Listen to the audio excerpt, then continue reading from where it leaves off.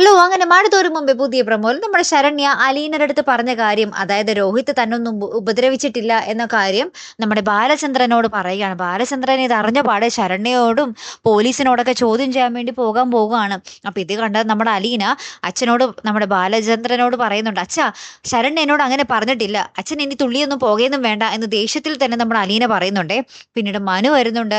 അപ്പൊ മനു ഇതൊക്കെ അറിഞ്ഞതിന് ശേഷം നമ്മുടെ അലീനയുടെ അടുത്ത് ചോദിക്കുന്നുണ്ട്, രോഹിത് തെറ്റൊന്നും ചെയ്തിട്ടില്ലെങ്കിൽ അവനെ രക്ഷിക്കേണ്ടത് നമ്മുടെ കടമയല്ലേ?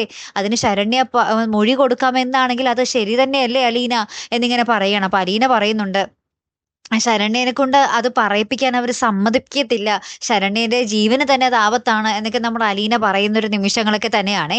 പിന്നീട് നമ്മുടെ ബാലചന്ദ്രനും മനുവും കൂടെ എന്തൊക്കെയോ കാര്യങ്ങളൊക്കെ ഇങ്ങനെ തീരുമാനിച്ച് നമ്മുടെ അലീനയുടെ അടുത്ത് പറയുന്നുണ്ട്. അപ്പൊ അലീനയാണെങ്കിൽ ആകപ്പാടെ പേടിച്ച് നിൽക്കുന്നുണ്ട്.